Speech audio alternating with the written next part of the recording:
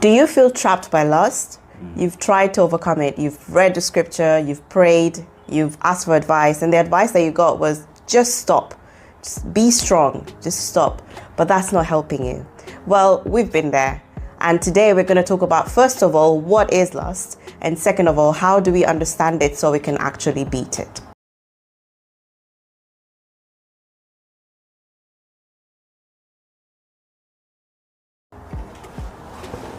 Look, we've got a nice framework for you today. First of all, we're going to look at, is your sexual desire bad? A lot of the advice that Shari and I got when dealing with this problem is that you need to suppress it. You just need to stop. You just need to think about something else. And even though the advice wasn't trying to do this, a lot of the time it made me feel like my sexual desire is horrible. My sexual desire is bad. That I should just not have it. And that it should just not be even something I ever think about. And, you know, it tended to get me to a place where I feel like I need to change. I need to completely change it. And I need to omit it from my life. Recently, I found a new way of thinking about desire that I'd never thought of before, and that's really just helped me think of desire in the right way. In Songs of Solomon, chapter 8, verse 4, it says, "Daughters of Jerusalem, I charge you, do not arouse or awaken love until it so desires." This scripture talks about us awakening desire before its time. And so when is the right time to awaken or arouse desire? It's in marriage. And so when we do this outside of the context of marriage, it becomes more harmful to us because it's not at its appropriate place. The problem is that in the world that we live in today, just using your desire is normal. Like, you feel a certain way, so I'm gonna do it. I feel like looking at this woman, so I'm just gonna look at this woman. I feel like eating this food, so I'm just going to eat this food. We don't hold back our desires, and we don't use our desires in the right context. And so what is the right context? Well, we believe that the only context to use your sexual desire is in marriage. And when it's used in marriage, it's a beautiful thing. But a lot of times we don't do that. So why is it easy to excuse your lust? Well, if you think about it, lust happens up in here and nobody can see that. So it's easy because you think, well, nobody can see what is going on in my mind. I've just had this lustful thought and it didn't harm anyone. Nobody knew. It felt good. It's easy access. You know, you just replay stuff in your head. You just imagine stuff and you're like, well, why that person doesn't know. And so I feel good. Nobody else knows. So, you know, it's okay. It's not like I went and actively did something to somebody. So it's easy to say, well, that's fine. There's an actual psychological reason why lust can be difficult, because it's an addiction. It can become an addiction, whether we like it or not. And it's because it produces dopamine in our brains. And when dopamine is released in our brains just want more and more dopamine. That's why you find that whatever was easy to arouse your sexual desire the last time is not so easy anymore.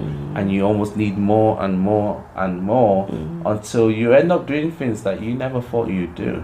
You end up being in places you never thought you'd be. It's a dangerous thing when we excuse our lust. It's a dangerous thing where we become desensitized to how lust is leading us to destruction. Lust will destroy your relationships. Lust will destroy you. And until we think of it in the right way and we stop excusing it, we're going down. Hey, I think your spoiler alert. Why is lust harmful? Even if no one sees it. That's a good question. Let's read a scripture actually that gives us context. Let's read Matthew 5:27-28. It says, "You have heard it was said, you shall not commit adultery. But I tell you that anyone who looks at a woman lustfully has already committed adultery with her in his heart." So these are Jesus' words. And Jesus says that the law said you shall not commit adultery, actually like the act, physically doing it. But he now goes a step further and said, if you just look at a woman lustfully, you've committed adultery in your heart. Jesus makes it that lust becomes a sin. And therefore, it is harmful to you and to others, because also when you lust, you dehumanize the person. You just see them as, a means to an end. You objectify them. They're just gratifying for you to feel a certain way. But desire, because we talk about lust, because lust is basically a strong sexual desire. When you're in marriage, then you can have that desire fulfilled with your partner, with your spouse. But when you're outside of marriage, you're trying to get something fulfilled that's not appropriate. For us, this was a very real thing. I've struggled with lust a lot, and struggled with pornography, and then therefore gratifying my own satisfaction. And a lot of the times I just felt like it doesn't affect anyone else but me. So it's okay to do. That was the ways in which Satan has made my mind crooked in that way. And I'm sure that you might have felt the same way at times. But there was a time where I ended up in lust, and I was lost in after a video that I was watching, and Shari can share her part of this story, in which it kind of changed my mind completely on this. Absolutely. I overheard the video, and I remember just feeling very brokenhearted and very hurt that this was going on. This is when we were already married, and so I thought, wow, I'm not enough to satisfy him, and even for myself, many times when I have had thoughts, and I also struggled with pornography. So there's so much that was downloaded in my head that I need to get rid of, and in that context of now overhearing that, it also made me see myself as well when I'm going through that, and how that's actually harmful towards him, because in marriage we are there to fulfill each other's sexual desire and sexual needs. And so hearing that, it just made me, it sounded like he's outsourcing that, because I'm not fulfilling it, so he's getting it from somewhere else, and that really hurt me. And so we spoke about it, and we were able to resolve that, but it just gave me it helped me to see everything in a very new light, so that moving forward, when I'm tempted or these situations come in my head, first I think about how I'm not honoring God, but also how I am not honoring my husband. We can all agree that cheating is horrible. We can all agree that we'll be super angry if our spouse cheated on us, and in a sense, adultery, of course, that's what we're talking about. But it's the same with our lust. It's the same when we use our sexual desire in the wrong context. And you might not be married. It's going to be the same. If you don't train yourself now to hold back your desire, because it's not the right, get some good self-control. If you don't teach yourself to hold back now, when you get into marriage, it's not going to get easier. You can't say, oh, just because I have my wife, it's going to be easier. That's not the case. In a sense, it'll actually get worse, because now you know how you have more ammunition to use your desire in the wrong way. And when Shari shared with me how much I hurt her by looking at this, looking at pornography, it made me feel like I had betrayed her. It made me feel like I really did affect her. And that's when I was able to think of lust as harmful to others. That it really exposed my mind to that.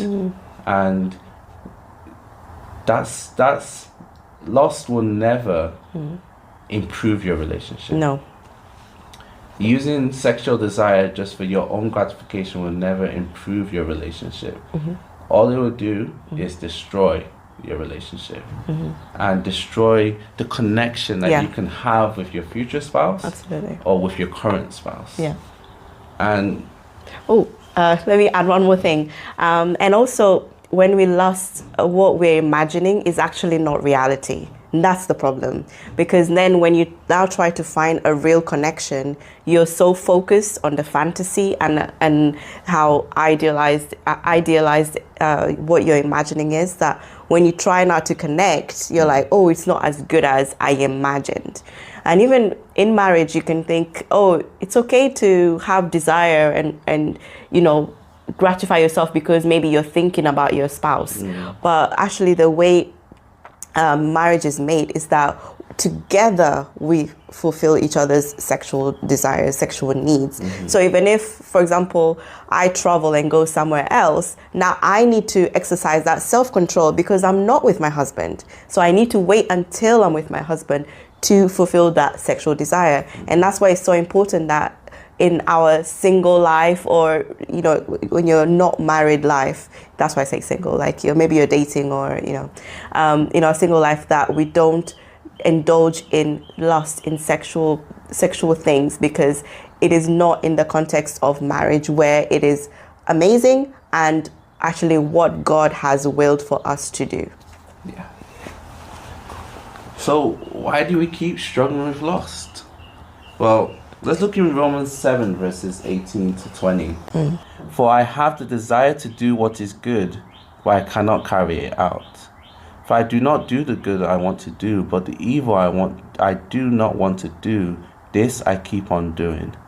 Now if you do what I do not want to do, it is no longer I who do it, but it's the sin living in me that does it.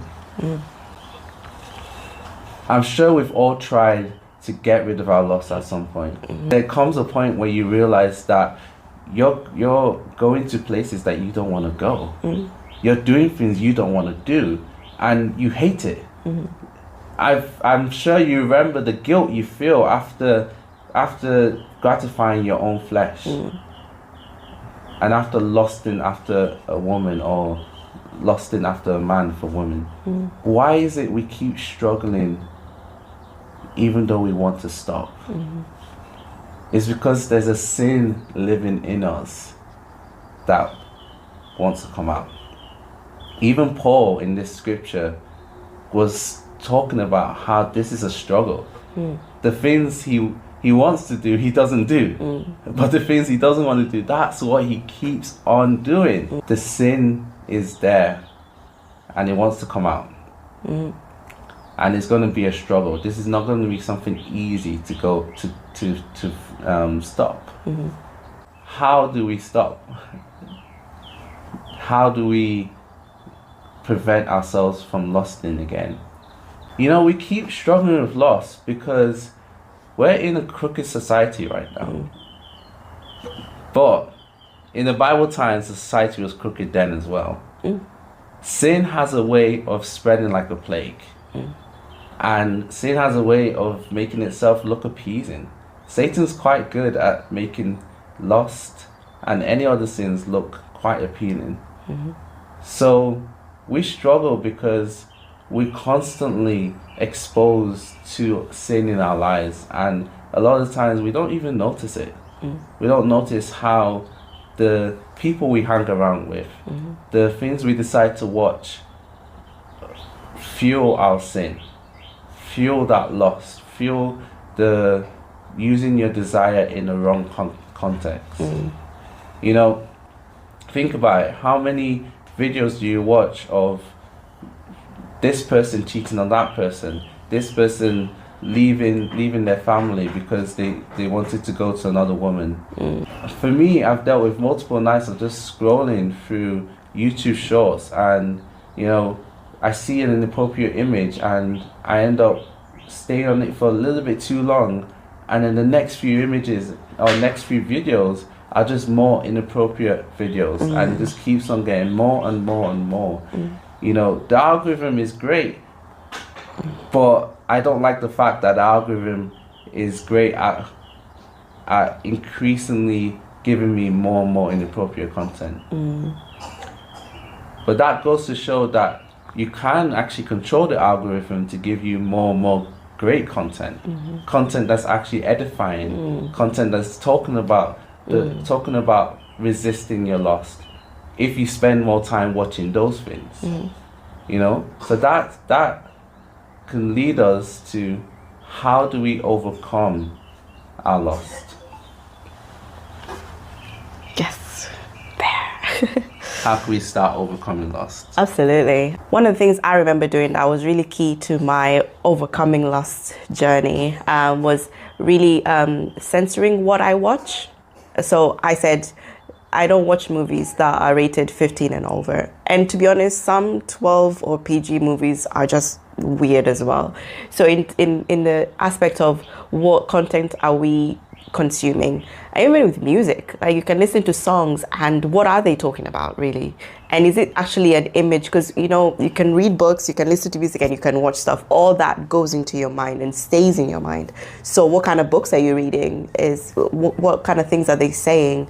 And even it can seem like harmless things, like they didn't have an actually sexually aggressive scene or whatever, but what are they promoting? Is it infidelity? Is it, oh, this woman was married to this man, but she just felt really attracted and drawn to the other man, so she just had to follow her desire and go to, like, what is that? So that we can just be like, oh, they didn't say anything, but then that's actually going with it's, you know, our subconscious is taking that in, and then it starts to set root and then starts to grow. And so I was very particular, and I don't watch these kind of contents because they're not helping me. And in the end, I ended up consuming things like gospel music because I just need something that's going to help me connect to God. Or whatever content I'm watching, I'm just very careful, what is the message? And lately, I've been looking back at all the shows I used to like years and years ago, and I'm like, wow, there's this very same theme that promotes sexual desire. Like how, like, for example, I like romance movies. So how whenever the guy is looking at the girl, he's just looking like she's glistening, she's shining, and he's just looking at her body, and they draw into the lips. And, you know, this is literally what they show us. And so we are all thinking, you're taking that in, and so even in real life you're thinking, when I meet the person I want and I love, that's how I'm going to be feeling towards them. I'm just going to be like, oh, can't keep myself away all the time, because that's what they tell us over and over again. Yeah, exactly. And you know, I like watching anime, reading manga, even playing games. And I noticed because in a sense I can tell myself that, oh, I like the story, so that's why I'm reading it. Or I can tell myself I like it's such an interesting theme, that's why I'm doing it. And you know, when I really look at it, I look at how many inappropriate images are on anime or the manga or even in my games. And you know, there's been so many games that since then I've had to, or since thinking about this, I've had to stop watching, reading, or playing.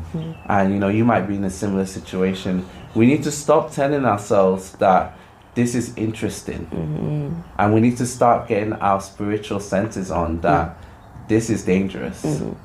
This is leading me into inappropriately using my sexual desire. 1 Timothy 4 verse 8, it reads, "For physical training is of some value, but godliness has value for all things, holding promise for both the present life and the life to come." Guys, girls, we go to the gym a lot. We talk about training our bodies a lot, and you know, getting more fit, because we can see the obvious effects of that it lowers our blood pressure, helps us to be of a healthier weight, so we don't have any you know, things like diabetes and things that will cause future problems. But the scripture says that physical training is of some value, but godliness is of value for all things.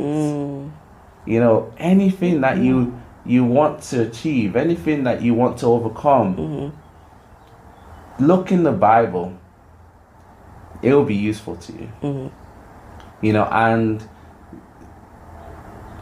I don't spend enough time in my word. You know, every day I want to spend more time in my word, but you know, things distract me. We have 2 children. They can be a distraction sometimes. And you know, for us, we want to become more like God, more like Jesus.